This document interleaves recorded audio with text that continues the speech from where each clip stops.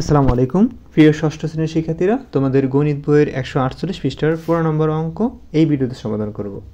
চলো আমরা অঙ্কটা দেখি যে অঙ্কতে কি বলেছে। তোমাদের শ্রেণীর 20 জন ছাত্রছাত্রী গণিতের প্রাপ্ত নম্বর, এগুলো কিন্তু গণিতের প্রাপ্ত নম্বর 30, 40, 35, 50, 60, 70 এখান থেকে 85 পর্যন্ত, ঠিক আছে। এগুলো সব কিন্তু গণিতের প্রাপ্ত নম্বর, ঠিক আছে। তো এখানে কয়টা আছে সংখ্যা? 20 জন আছে। দেখো এখানে 20 জন লিখে দিয়েছে, যে কয়জন বলো তো? 20 জন। এখানে তো 20টা সংখ্যা আছে, তাই না? এখানে সবগুলো মিলে হলো 20টা সংখ্যা। ওকে, তো এখানে ক নাম্বার বলছে কি, যে এই উপাত্তগুলো কি বিন্যস্ত উপাত্ত, আর খ নাম্বার বলছে উপাত্তগুলো অবিন্যস্ত হলে বিন্যস্ত করো। দেখো ক নাম্বার কি বলছে, দেখো বিন্যস্ত উপাত্ত, এই উপাত্তকে কি বিন্যস্ত উপাত্ত। এখন দেখো এখানে বিন্যস্ত মানে কি? বিন্যস্ত মানে হলো সাজানো, মানে ছোট থেকে বড় করে সাজাবে, অথবা ছোট থেকে বড় হবে, অথবা বড় থেকে ছোট হবে, সেটাকে বলে বিন্যস্ত উপাত্ত। কিন্তু এখানে দেখো 30, 40, তারপর 35, মানে 30 ছোট, 40 কিন্তু বড়, আবার 35, 40 ছোট। তো এগুলো কিন্তু অবিন্যস্ত উপাত্ত, মানে ছোট বড় এরকম লেখাকে বলা হয় অবিন্যস্ত উপাত্ত। এগুলো এলোমেলোভাবে সাজানো। ওকে, তো এটা এই উপাত্তগুলো কি বিন্যস্ত উপাত্ত? না, এই উপাত্ত বিন্যস্ত উপাত্ত নয়। তো আমরা এগুলা ব্যাখ্যা দিব, এখন তোমাদের উত্তর দিয়ে দেখিয়ে দিব। দেখো শিক্ষিত, তোমরা এখানে ক নাম্বার উত্তর দিবে যে প্রদত্ত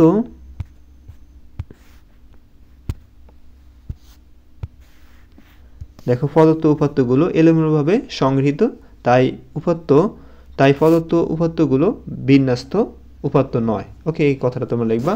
তারপর দেখো খ নাম্বার কি বলছে, আমরা দেখি। খ নাম্বার বলছে যে উপাত্তগুলো অবিন্যস্ত হলে বিন্যস্ত করো, মানে তোমার খ নাম্বার বলছে যে উপাত্তগুলো যদি অবিন্যস্ত হয় তুমি এটা বিন্যস্ত করতে হবে। চলো আমরা এটা বিন্যস্ত করে দেখাই তোমাদেরকে। এখন আমরা কি লিখব? আমরা লিখতে পারি এখানে যে প্রদত্ত উপাত্ত সমূহ মানের ঊর্ধ্বক্রম অনুসারে, মানে ঊর্ধ্বক্রমে বিন্যস্ত করা হলো। তো আমরা এটা সাজাবো, এখন ছোট থেকে বড় করে সাজাবো। ওকে, তো এখন দেখো এখানে সবচেয়ে ছোট কে বলো তো? 30। তো 30 এখানে কয়টা আছে? এখানে একটা আছে, এখানে একটা আছে। তো আমরা 30 দুইটা পেয়েছি, সেজন্য আমরা দুইটা 30 লিখবো এখানে। তাহলে দেখো 30 এর পরে 31 হয়, 31 এখানে নাই, 32 নাই, 33 নাই, 34 নাই, এখানে 35। দেখো এখানে একটা আছে, যে 35 আমরা একটা পেয়েছি, সেজন্য 35 লিখবো। 35, 36, 37, 38, 39 এগুলো নাই। 40 কিন্তু আছে এখানে, দেখো এখানে একটা 40 আছে, আবার এইখানে একটা 40 আছে, তাই না? তো এখানে দুইটা 40 পেয়েছি আমরা, তো দুইটা 40 লেখা হলো। 40 এবারে কি 41, 42, 43, 44 এগুলো আছে কিনা দেখো, নাই।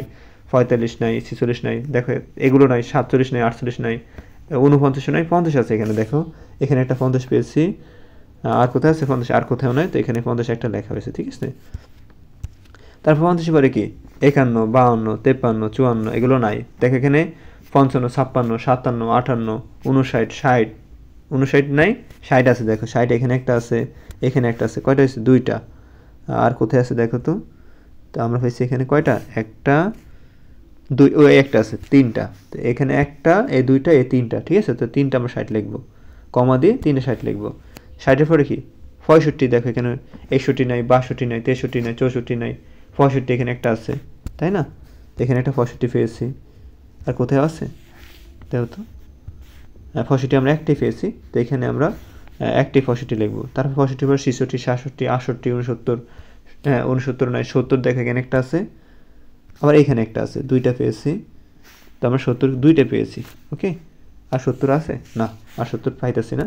তো এরকম করে তোমরা সাজাবা। তারপরে দেখো এখানে 75, 70 পর কি 75 এখানে একটা আছে, তো আমরা 75 এখানে একটা পেয়েছি, আর এখানে একটা পেয়েছি, দুইটা।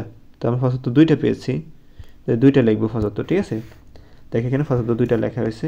তারপরে দেখো 75 পরে কি 80, এই 80 এখানে একটা পেয়েছি, এই 80 এখানে একটা 80 লেখা হলো। 80 পরে 85, তারপর 90, 90, 95, তারপর 100। এরকমভাবে আমাদের এখানে 20টা হয়েছে কিনা তোমরা গুনবা, যে এখানে 1, 2, 3, 4, 5, 6, 7, 8, 9, 10, 11, 12, 13, 14, 15, 16, 17, 18, 19, 20। এখানে 20টা ঠিক আছে, ঠিক আছে। তো এগুলোকে বলা হয় কি? এগুলোকে বলা হয় অবিন্যস্ত হলে বিন্যস্ত করা হলো। তো এটা হলো বিন্যস্ত উপাত্ত। ওকে, তারপর গ নাম্বার কি বলছে দেখি আমরা, প্রিয় শিক্ষার্থীরা। গ নাম্বার বলছে যে উপাত্তগুলোকে মানের ঊর্ধ্বক্রম ও অধক্রম অনুসারে সাজাও। মানে তোমাদের কি করতে হবে? ঊর্ধ্বক্রম অনুসারে সাজাতে হবে এবং অধক্রম অনুসারে সাজাতে হবে। ঊর্ধ্বক্রম মানে কি বলতো? ছোট থেকে বড়। আর অর্ধক্রম মানে কি? অর্ধক্রম মানে হলো বড় থেকে ছোট, ঠিক আছে। তো এখন দেখো ঊর্ধ্বক্রম মানে হলো ছোট থেকে বড়। এখন আমরা যে খতে করেছিলাম এই যে ছোট থেকে বড় করে সাজিয়েছিলাম না, 30 30 35 40 40 50 60 60 60 65 70 70, এগুলো কিন্তু ঊর্ধ্বক্রম অনুসারে সাধারণ। তো আমরা এই যে খ নাম্বার যেরকম আছে সেরকম আমরা হুবহু লিখে দিব, ঠিক আছে। তো লিখবো আমরা গতে লিখবো যে ফলত উপাত্তগুলোকে মানের অর্ধক্রম অনুসারে মানে ঊর্ধ্বক্রম অনুসারে সাজিয়ে পাই। ওকে, তো আমরা খতে যেরকম পাইছি ছোট থেকে বড় করে সাজিয়েছি না, ওইটা আমরা হুবহু লিখে দিব। এখন আসো আবার আমাদের কি বলছে অর্ধক্রম অনুসারে সাজাতে না, তো আমরা লিখবো আবার মানের অর্ধক্রম অনুসারে সাজিয়ে পাই। অর্ধক্রম মানে কি বড় থেকে ছোট। তো আমরা কি লিখবা আগে 100 লিখবা, তারপর 95 লিখবা, তারপরে 90 লিখবা, তারপরে 90 লিখবা, তারপর 85, তারপরে লিখবা 80, তারপর 75 75 75 75 লিখবা, তারপর 70, হ্যাঁ, তারপরে 70, তারপর 65, তারপর 60, তারপর 60 লিখবা, তারপর 60 লিখবা, তারপর 50 লিখবা, তারপর 40 লিখবা, তারপর 40 লিখবা, তারপর 35 লিখবা, তারপর 30, তারপর 30। এটাকে বলা হয় কি? এটাকে বলা হয় অর্ধক্রম, মানে বড় থেকে ছোট। দেখা যায় এগুলো বড় থেকে ছোট হইতেছে, আর এখানে ছোট থেকে মানে এখানে কি হইতেছে ছোট থেকে বড় হইতেছে, এটাকে বলে ঊর্ধ্বক্রম। ওকে, তো আশা করি তোমরা বুঝতে পেরেছো প্রিয় শিক্ষার্থীরা। ক খ গ তোমাদের কোনো কনফিউশন আশা করি নাই। তারপরে আমরা কিন্তু 16 নম্বর এবং 17 নম্বর সমাধান করবো তারপরে ভিডিওতে। তো যারা এখনও চ্যানেলটি সাবস্ক্রাইব করোনি অবশ্যই চ্যানেলটি সাবস্ক্রাইব করলে তোমাদের একটু মজা করে তোমাদের ভাইয়া শিখিয়ে দিব। ওকে, আসসালামু আলাইকুম।